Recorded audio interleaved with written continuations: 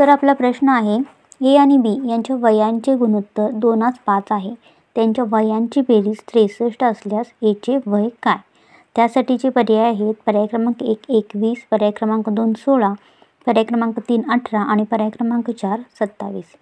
तर आपण हे गणित सोडवणार कसं आहे? तर पहिलं आपण काय करायचं, पहिली कंडिशन दिलेली आहे की ए आणि बी यांच्या वयाचे गुणोत्तर 2:5 आहे. तर आपण ए आणि बी यांचे अनुक्रमे वय 2x आणि 5x मानू. तर त्यांनी काय सांगितलेलं आहे की त्यांच्या वयाचे गुणोत्तर 2:5 आहे आणि त्यांची वयांची बेरीज 63 आहे. तर आपली कंडिशन कशी येणार, 2x अधिक 5x बरोबर 63. जर आता आपण बेरीज करायला गेलो तर 2x अधिक 5x 7x होईल इज इक्वल टू 63. मग x बरोबर 63 भागिले 7 होईल आणि x बरोबर 9 निघेल. तर आपल्याला एचे वय कसं काढता येईल की आपण एचे वय मांडलेले आहे 2x. एक्सची व्हॅल्यू आपल्याला मिळालेली आहे 9. तर 2x म्हणजे 2 गुणिले 9 बरोबर 18.